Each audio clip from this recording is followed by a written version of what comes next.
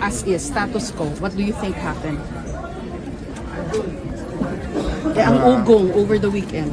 First, only to God's grace. Okay, so the 2 weeks na binubuo ito and they were asking me, na-expect na yung ibang pressure. Okay. Pero I have to admit, grabe yung pressure.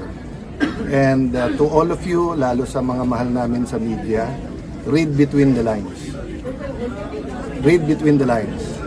Any pressure, negative or positive, please read between the lines. What pressure? Pressure na kumalas. Who called? Who, Alam naman who ng lahat. lobbied? Alam naman ng lahat. So, ang aking inuulit na message, we're here to collaborate. So, interdependence with the judiciary and the executive. Wala namang problema sa judiciary, but with the executive, we want to collaborate.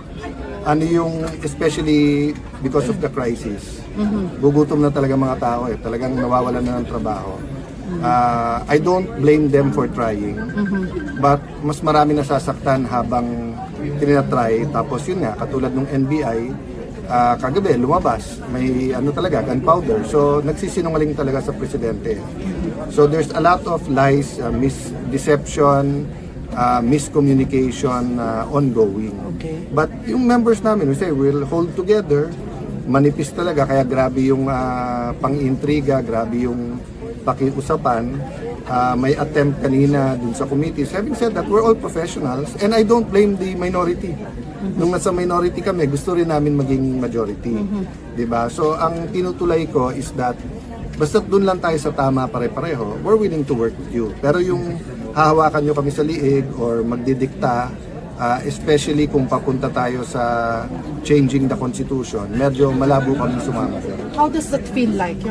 Parang you're walking on eggs, gano'n ba yun? Very thin line, it's what, 13, 11, Yeah, pero and then alam mo, yung dalawang the last time I felt abstain, like this yeah? was during the time ng Hello Garcia. Kasi it's just so pure.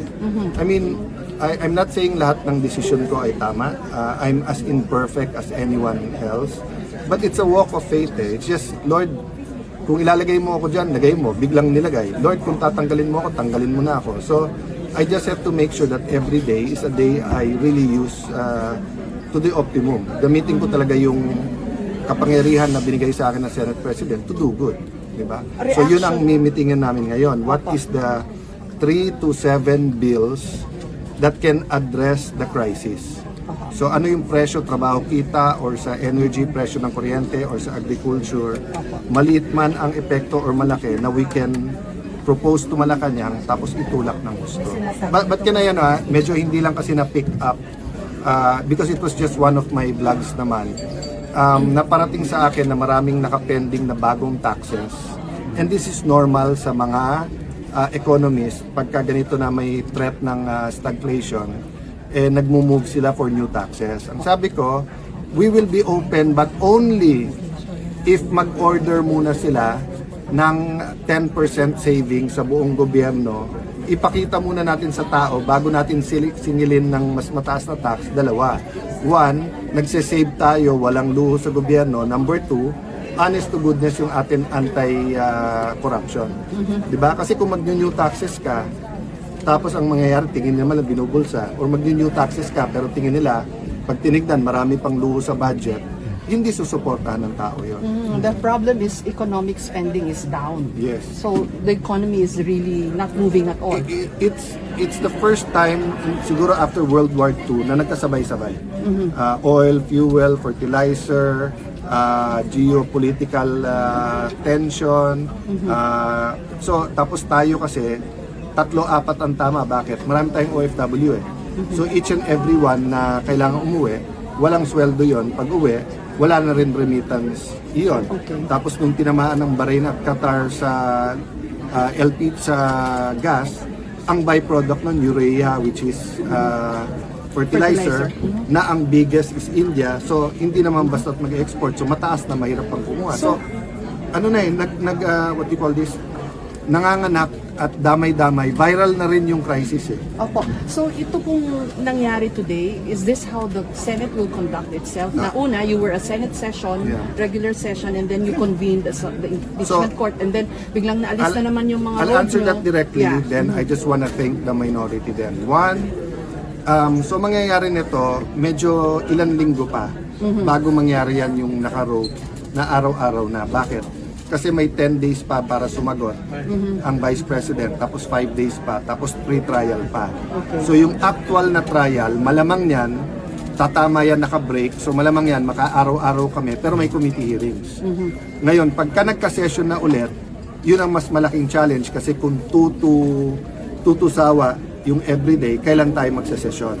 Pero we will balance it. But I want to take the minority because they're statesman and professional enough. Nagkausap-usap kami na while they don't have the numbers, yung usual na proseso sa Senado, wag nating i-delay. Opo.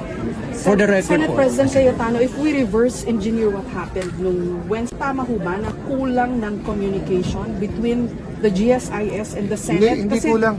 They were not informed. Hindi. You were not informed na nagbarena Hindi sila. kulang. Sinadya nila. Sinadya nila. Never, ang GSIS never nagpapasok ng NBI kung may problema sa peace and order. Police parate yun. Okay. Number two, ibabarena mo yung pinto na lalabas yung mga senador. Isasara mo yung gate sa likod kung kailan lalabas yung mga senador. Tapos nung tinanong namin, wala daw NBI sa loob. O, bakit yung ngayon yung may pulbura sa kamay at dito sa loob ng Senate nahuli? Diba? Could it have been simpler kung in-inform kayo ng GSIS na magbabarena kami to secure Yes, pero the door? masisira plano nila. Oh, so you're Malalaman saying- namin eh. Malalaman kasi, it's okay. Malalaman kasi namin eh. Aha. Malalaman namin. So you're saying I'm not- po deliberate? At this point in time, the burden is on them to prove to us that it's a series of coincidences. Okay. Kasi pag ni-reverse engineer namin, plinano talaga nila na pakita sa Senate na ganyan ha. Sige, may numero kayo, nandyan si Bato, ganyan ha. Papaligiran naman namin kayo ng mga armado. Senator Gringo Nason said it best. Diba? If you are where you're not supposed to be at armado ka, what do you expect will happen? SP, Diba? sabi po ng DOJ, sabi ni Justice Secretary Vida, coordinated daw yung move ng NBI, yung mga armed. Inamin niya na coordinated sa kanya. Anong and reaction then he niya? wants to investigate. Gusto ni Secretary Vida mag-imbestiga ang NBI at DOJ, pero sila ang dapat imbestigahan eh. Kaya nga ang message ko sa kanya, hindi ka pwedeng bida kung kontrabida ka. Okay? So kung gusto mo mag-imbestiga, kailangan neutral ka. Si Secretary John Vic, hindi ko kasama sa politika.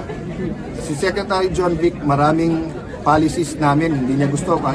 Pero nung pumunta siya dito, malinaw. Impartial, sabay tayo, ano kailangan mo sir? Kailangan ko CCTV, sinabit namin.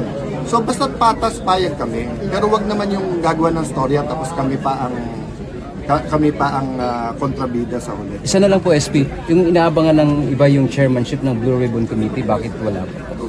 Because nga, we wanted a bigger majority and we want to move forward na hindi confrontational pero lumabas lahat ng totoo. So we're considering everyone. We're considering Senator Marcoleta but we're also considering someone else. O sabihin ko na, we're considering Senator Pia. Diba?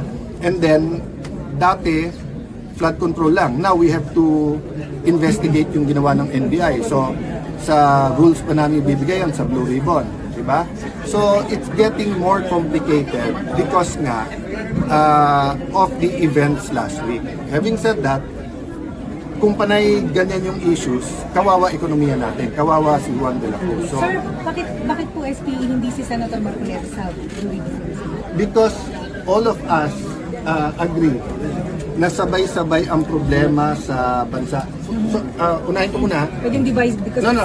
could be Yung sinabi mong bakit hindi siya, we haven't decided na hindi siya. Kung ang tanong, why are we considering others? Because from the start, nung nilagay nila ako, sinabi nilang lahat, walang magdidemand ng kahit anong committee, mag-usap-usap tayo.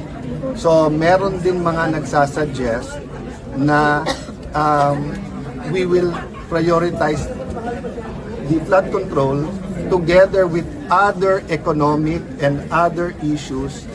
For example, yung agriculture. yung mga smuggling etc. na nakakabaksak sa atin. So I haven't talked to them, but all of them, Senator Pia, Senator Marcoleta, all of them said, SP, discuss lang, but we're all open. So that's why we're going to go on caucus ngayon. So it may be, it may not be. So we haven't decided the one to o siya ilagay. So karamihan ng binasa natin today ay yung mga dati na, except for a few. Okay, last question. Ano ba yung yung suspension order ng ombudsman? We're going to discuss it. Kasi pupunta, after the senators, i-meet ko yung bagong SecGen tapos yung legal. Okay, thank you. Thank you. Hindi ba siya ng kailangan sa inyo na mag-warning? Nandito ka, ma'am. Wala susugod tayo. Pag sinusugod ka na, hindi ka na makakapaalam. So, sarili niyang decision yun. Susunod po. Sorry, may tatanong lang. One point lang ha. Ibabalik ko lang sa inyo sa sa warning shot, okay? Kung sinabi ng Malacanang, bawal ang armado sa nakapaligid sa Malacanang, pumunta ka doon na naka-armado ka, hindi ka ba magwa-warning shot? Okay. Pag sinabi sa Supreme Court, pag pumunta kayo dito armado, mag-coordinate muna kayo. Pumunta kayo, hindi kayo nag-coordinate, hindi ba magwa-warning shot? The circumstance is very important. We were on red alert, if I can call it that way, because nung nangyari nung Monday, at buong araw may mga report ng mga armado and deny yung NBI. Okay? So the investigation is ongoing. Pero yung maglabas na ng mga talking heads, yung mga nagsasalita na hindi dapat ng warning shot, napakadelikado. Pati ang PNP ha, yung general na yon, napakadelikado nung sinasabi niya. Parang niyang tinatanggalan ng depensa ang Malacanang at saka ang Supreme Court sa pinagsasabi niya. So ang pakiusap ko, we're being deliberate, we're being prudent. Ingat kayo mga law enforcers kasi yung sinabi nyo, babalik din sa inyo. Yung time na kailangan nyo ng suporta dahil dinidepensa nyo yung bansa, binigay namin. So now na may dumepensa sa Senado, mag-ingat-ingat kahit inuutusan kayo. Okay, thank you. What happened? Bakit as is, status quo? What do you think happened?